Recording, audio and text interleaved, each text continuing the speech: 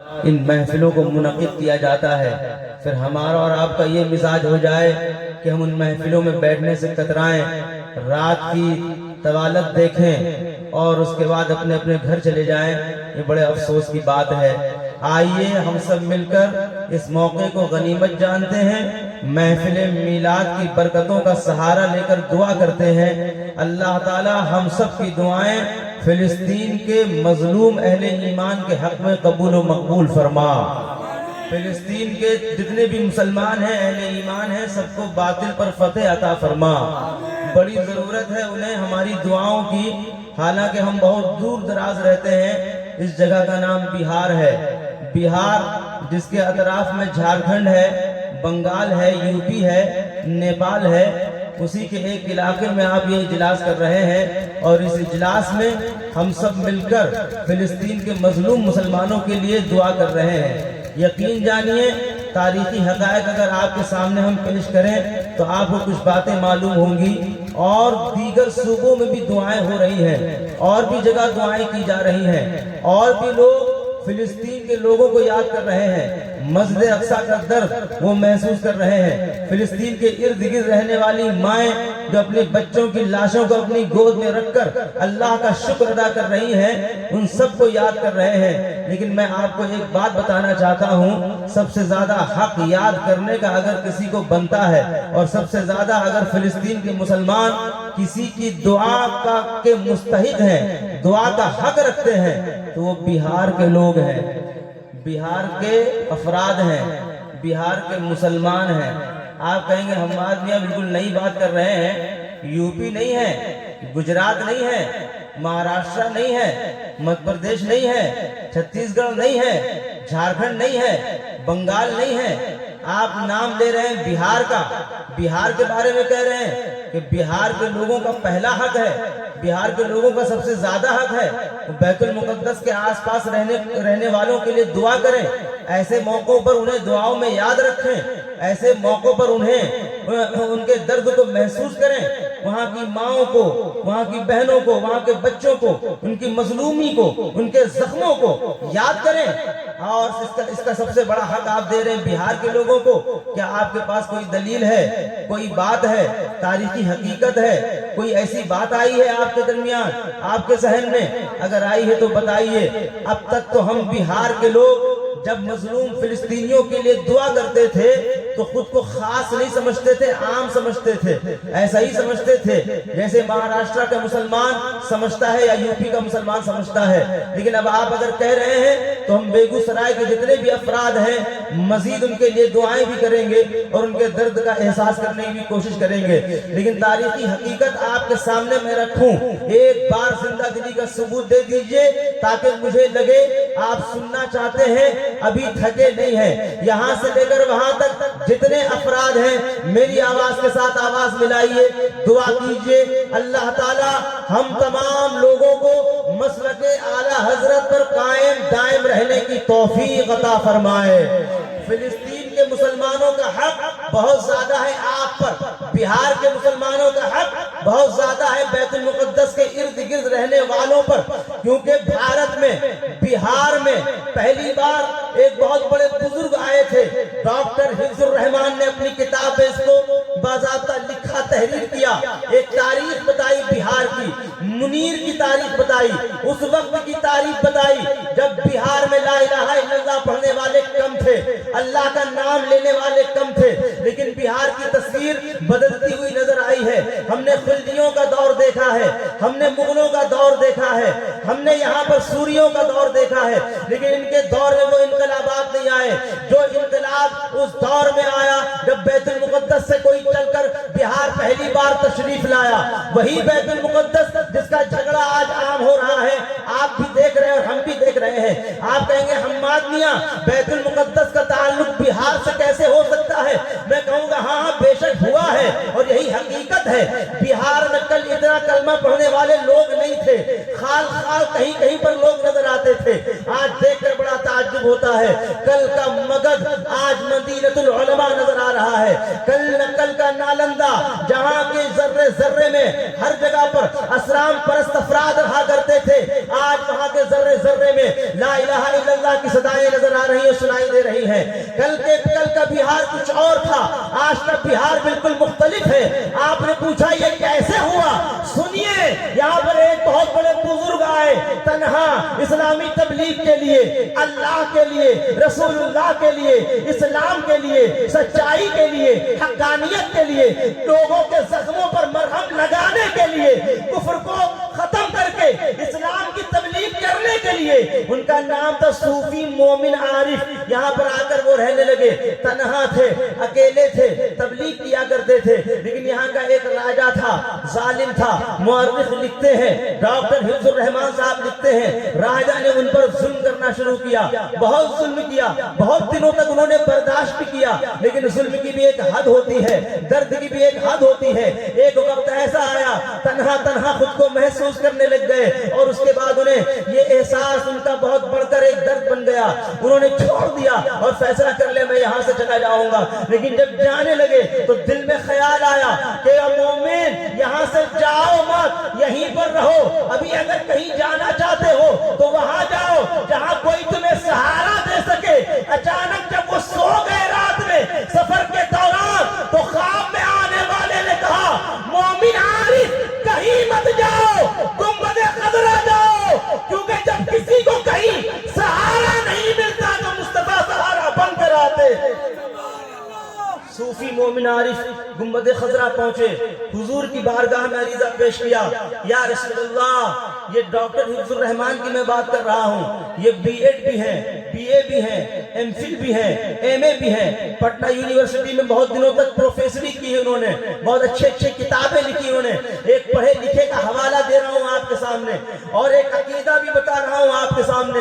ان کے لیے جنہوں نے اب تک شاید یہ سمجھا ہے کہ نبی اکرم صلی اللہ تعالیٰ علیہ وسلم کے زندگی کے تعلق سے, زندگی کے متعلق وہ عقیدہ نہیں رکھنا چاہیے جو اہل سنت والجماعت رکھتے ہیں یا اعلیٰ حضرت کے ماننے والے رکھتے ہیں, یا ایسے موقع پر انہیں نہیں پکارنا چاہیے جیسے کہ وہ لوگ پکارتے ہیں. ان لوگوں کے لیے بھی ایک دعوت دے رہا ہوں, اور ایک حوالہ دے رہا ہوں, اور ایک عقیدہ دے رہا ہوں, صحیح بات بتا رہا ہوں, اسلامی قانون بتا رہا ہوں. وہ پہنچے مکینے گنبد خضرا کی بارگاہ میں اور عریضہ پیش کیا, یا رسول اللہ, میں تو آپ کے حکم سے گیا تھا بھارت, آپ کے دین کے لیے, اسلام کے لیے, اللہ کے لیے, سچائی کے لیے, حدیثوں کے لیے, قرآن کی آیتوں کے لیے, برکتوں کے لیے, رحمتوں کو پھیلانے کے لیے, زخمیوں کو مرہم لگانے کے لیے. لیکن وہاں گیا, خود کو اب تنہا محسوس کر رہا ہوں, طاقت کا مقابلہ میں نہ کر پاؤں گا, قوت کا مقابلہ میں نہ کر پاؤں گا.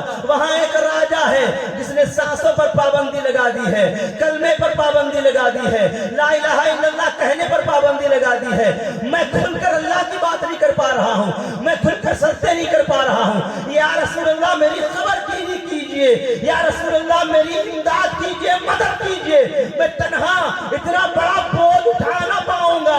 یہ دعا کرنے کے بعد وہ گھر آ گئے. اب تاریخ آگے لے جا رہا ہوں. اب جانتے ہیں کیا ہوا ہے؟ بیت المقدس میں ایک بہت بڑے امام رہتے تھے, ان کا نام تھا امام تاج الدین فقی رحمت اللہ علیہ. یہ وہیں رہا کرتے تھے. ایک دن انہوں نے خواب میں دیکھا مصطفیٰ جلوہ گر ہوئے, نبی کو دیکھتے ہی امام تاج الدین کھڑے ہو گئے. کھڑے ہونے کے بعد آپ نے عرض کیا, یا رسول اللہ, آپ آئے, بہار آئی, حضور حکم فرمائیں, ارشاد فرمائیں, غلام کیا کر سکتا ہے؟ نبی نے ارشاد فرمایا, بہار والوں اپنے نصیبے پر ناز کرو. نبی ارشاد فرماتے ہیں, تاج الدین بیت المقدس چھوڑو, بہار جاؤ, وہاں پر مظلوموں پر ظلم ہو رہا ہے, تمہیں ان کی خبر گیری کرنی ہے, میری طرف سے تم جاؤ گے. امام تاج الدین فقی رحمت اللہ علیہ سب سے پہلے آئے. منیر یہاں کے راجہ سے لڑائی ہوئی, یہاں کی مظلوموں کے لیے لڑے, یہاں کے زخم خوردہ کے لیے لڑے. آپ کے ساتھ 3 صاحبزادے آپ کے ساتھ تھے, لیکن یہاں کی ہوا ان کو راس نہیں آئی. تاج الدین فقی رحمت اللہ علیہ واپس چلے گئے. تینوں بچوں کو آپ یہیں چھوڑ گئے. انہی میں سے ایک بچے کا نام جب بھی دنیا آج لیتی ہے تو احتراماً اپنا سر جھکا لیتی ہے, آنکھیں جھک جایا کرتی ہیں. اسی شخصیت کا نام جانتے ہیں کیا ہے؟ انہیں آپ اور ہم, پورا بہار, پورا بھارت, حضرت علامہ سید شرف الدین یحییٰ منیری کے نام سے جانتا ہے. ان کا مزار منیر میں ہے، یہ پوتے ہیں امام تاج الدین فقیر رحمۃ اللہ علیہ کے رشتہ دار ہیں۔ آپ چلے گئے تھے، بیت المقدس سے آپ کا تعلق تھا، بیت المقدس سے آئے تھے۔ اگر بیت المقدس سے آ کر بہار والوں کی مدد تاج الدین فقیر کر سکتے ہیں تو کیا بہار والوں کو آج بیت المقدس والوں کے لیے دعا نہیں کرنی چاہیے؟ کیا سب سے بڑا حق آپ کا نہیں بنتا ہے؟ سب سے زیادہ حق آپ کا نہیں بنتا ہے؟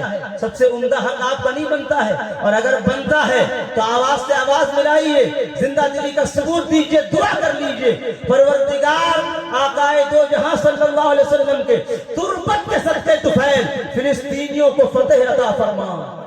یہ فتح ہوگی، باطل پراست ہوگا، باطل رہ نہیں پائے گا۔ ایک زمانہ ایسا آئے گا، آپ اچھی طرح جانتے ہیں، یہ ہمارا ایمان ہے، ہمارا عقیدہ ہے۔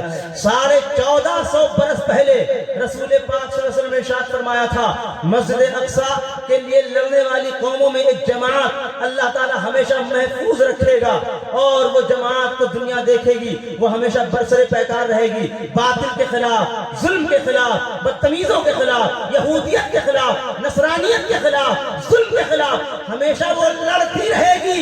دنیا یہ سمجھے گی شاید وہ ہار جائیں گے، یہودیوں کی طاقت دیکھ کر، یہودیوں کی قوت دیکھ کر، نصرانیوں کے گٹھ جوڑ دیکھ کر۔ امریکہ آج ان کے ساتھ جب مل کر لڑتا ہے، ہمیں محسوس ہوتا ہے شاید غازہ پٹی کے لوگ اب ہار جائیں گے۔ امریکہ جب آج باضابطہ اسے ہتھیار دے کر کہتا ہے لڑو، تو ہمیں لگتا ہے شاید اب غازہ پٹی کا فلسطینی مسلمان بچ نہ پائے گا۔ لیکن یہ سب کچھ ہوگا، پوری دنیا کی یہودی طاقتیں ایک ہو جائیں گی، ساری قوتیں ایک ہو جائیں گی، غازہ پٹی پر مل کر حملہ کریں گی۔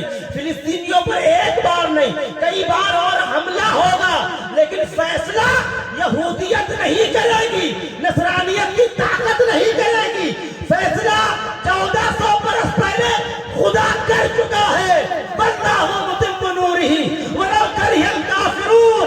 اللہ اپنے نور کو مکمل فرما کر رہے گا، کافروں کو چاہے جتنا گرانا۔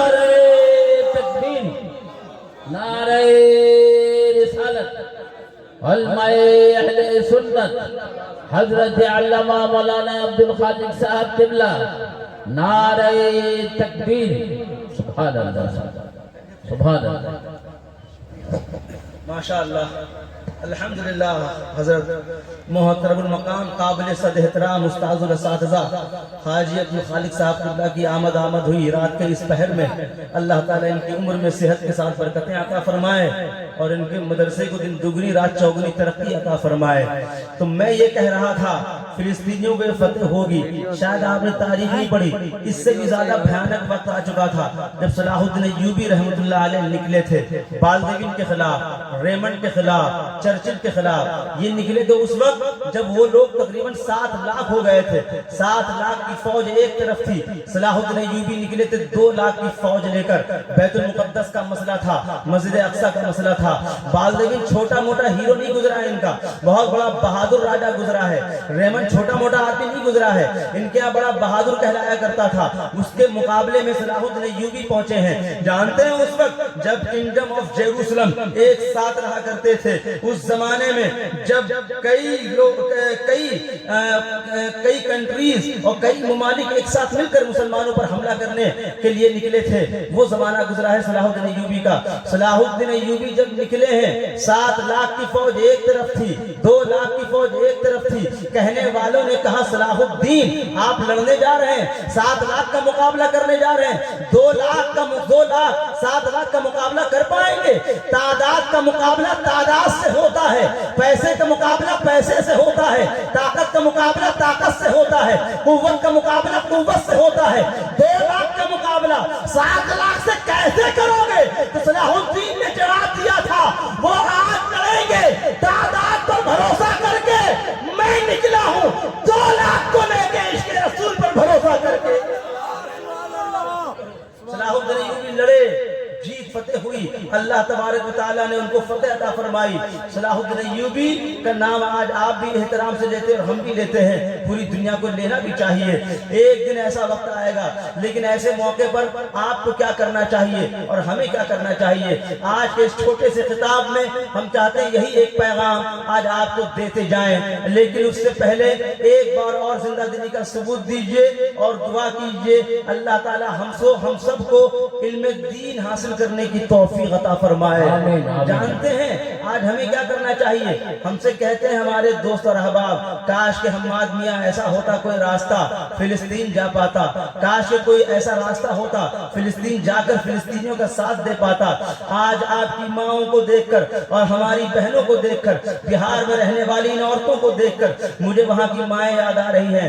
کاش کہ وہاں کی مائیں بھی آپ کے ساتھ بیٹھ کر آج مسکرا رہی ہوتی، لیکن مجھے سمجھ میں نہیں آ رہا ہے میں دعا کس کے لیے کروں، شکریہ کس کا ادا کروں۔ مسلم مائیں وہ بھی ہیں، مسلمان مائیں آپ کے گاؤں میں بھی ہیں، لیکن کتنا فرق ہے۔ وہ مائیں کتنی عظیم ہیں جو اپنے بچوں اور اپنی بچیوں کی لاشیں اپنی گود میں اٹھانے کے بعد بھی اللہ سے دعا کر رہے ہیں، اللہ تو نے مجھے ایک بچہ دیا ہے، تیری مسجد تیرے گھر کے نام پر، اے اللہ تو مجھے 100 بچے دیتا، میں سارے بچوں کو تیرے گھر کے نام پر قربان کر دیتی۔ کتنی عظیم مائیں ہیں فلسطین کی مائیں، اور وہاں کے بچے کتنے عظیم ہیں، کس قدر انہوں نے اپنی زندگی بدل ڈالا ہے، آرام سے دور ہو چکے ہیں، عیش سے دور ہو چکے ہیں، راحتوں سے دور ہو چکے ہیں، چھوٹے چھوٹے بچوں کے ہاتھوں میں کنکر ہیں، مسجد اقصی کے نام پر وہ طاقت سے لڑنے کے لیے تیار ہیں، فوج سے لڑنے کے لیے تیار ہیں، توپ سے پھر جانے کے لیے تیار ہیں۔ کتنا عظیم مرتبہ اور کتنا عظیم جذبہ دیا ہے، اس لیے وہ بڑے خوش نصیب لوگ ہیں، وہ اللہ کا کتنا بھی شکر ادا کریں اتنا ہی کم ہے۔ اور ایک طرف ہم لوگ ہیں صدقے کے مسلمان، ہر چیز میں ہم صدقہ ڈھونڈتے ہیں، محنت کرنا، پسینہ بہانا، پسینہ بہا کر محنت کر کے علم دین حاصل کرنا، مدرسے کے لیے سفر کرنا، اپنا کھانا دوسروں کو کھلانا، یہ ساری چیزیں آج ہم بھولتے ہوئے نظر آ رہے ہیں۔ محنت، مشقت، پسینہ بہانا، قربانی دینا، ایثار، یہ چیزیں کبھی ہوا کرتی تھی، آج یہ اجنبی ہو چکی ہیں اور ہمارے اور آپ کے ہاں، اور یہ اجنبیت اب نہ باقی رہے۔ ایسی اللہ سے دعا کیجئے، کوششیں کیجئے، ورنہ جتنے ہم برباد ہوئے ہیں اس سے کہیں گنا زیادہ ہم برباد ہونے کی طرف آگے بڑھ رہے ہیں۔ اس لیے علامہ ابراہیم رضا صاحب نے بھی کہا تھا جلسوں کا وہ فائدہ جو ہونا چاہیے نہیں ہو رہا ہے۔ اگر آپ چاہتے ہیں کہ جلسوں کے وہ فائدے آپ کو ملے جو فائدے آپ کو ملنے چاہیے، تو ان جلسوں میں تقریریں سنیے، نعتیں سنیے، ساتھ میں دعا کیجئے، پروردگار علماء جتنی باتیں قرآن اور سنت کے مطابق ہمیں بتاتے ہیں، ہمیں سننے سے زیادہ اس پر عمل کی توفیق عطا فرمائے۔ آمین آمین۔ آج ضرورت ہے ہمیں اور آپ کو بدلنے کی۔ کتنے عظیم لوگ ہیں فلسطین کے، کتنے عظیم لوگ ہیں وہاں کے، لڑ رہے ہیں، سر دھڑ کی بازی لگا رہے ہیں۔ آپ کہہ رہے ہیں ہم بھی لڑتے اگر فلسطین میں ہوتے۔ ہم آپ کو ایک چارہ بتائیں، آپ بہار میں رہتے رہتے لڑ سکتے ہیں، اپنے گاؤں میں کھڑے کھڑے لڑ سکتے ہیں، یہودیت کے خلاف، نصرانیت کے خلاف، فلسطینی اہل ایمان کا، مسلمانوں کا آپ ساتھ دے سکتے ہیں، آپ بھی ان کے درد میں یہیں سے شریک ہو سکتے ہیں، آپ بھی نصرانیت کے خلاف اعلان جنگ کر سکتے ہیں۔ آپ کہیں گے حماد میاں یہ ممکن کیسے ہے، ہم رہیں بہار میں، فلسطین ہے بہت دور، پھر ان سے اعلان جنگ ہم کیسے کر پائیں گے؟ تو میں راستہ آپ کو بتا دیتا ہوں، غور سے آپ سن لیجئے، سنیے۔ نصرانیت اور یہودیت آپ کے نبی کی سنتوں سے نفرت کرتی ہے، آپ اپنے نبی کی سنت کو زندہ کر کے یہیں سے اعلان جنگ کر سکتے ہیں، آپ بھی اعلان جنگ کر سکتے ہیں۔ نصرانیت نہیں چاہتی ہے کہ آپ کے نبی کی کہیں باتیں ہوں، نہیں چاہتی ہے رسول اللہ کا کہیں تذکرہ ہو۔ آپ اپنے نبی کا کردار اپنے زندگی میں بسا کر آپ اعلان جنگ کر سکتے ہیں۔ اسی طرح اپنی ماؤں سے میں کہنا چاہوں گا، آپ کی زندگی میں آپ کا رول بہت بلند ہونا چاہیے۔ کیا ہو گیا ہے آپ کی دوپٹے کی برکتوں کو؟ پہلے آپ ہی تھی جن کی تربیت سے جب بچہ بڑا ہوتا تھا غوث بنتا تھا، قطب بنتا تھا، اب अब्दाल बनता था, गजाली बनता था, राजी बनता था। आज आपकी दुपट्टों की हवाओं की बरकतें कहाँ चली गई हैं, और आज हमारे माँ बाप की तरबियत कहाँ चली गई है, वो आगोश शरीयत कहाँ चली गई है, जिसकी वजह से आज हमें ये दिन देखने पड़ रहे हैं। लेकिन आज के इस इजलास में हम एक अजीम बुजुर्ग की जिंदगी के उस मुकद्दस पहलू को आपके सामने रखकर कुछ बातें अर्ज करना चाहेंगे, जिन्होंने एक अजीम इनकलाब बर्पा किया है। कयामत तक के लिए उनका नाम कहीं ले लिया जाए तो इनकलाब आ जाए, उनको याद कर लिया जाए तो जिंदगी में इनकलाब आ जाए। ऐसे बुजुर्ग की बारगाह में आज हम सब अपनी अकीदत का खराज पेश करने की सादत हासिल करेंगे।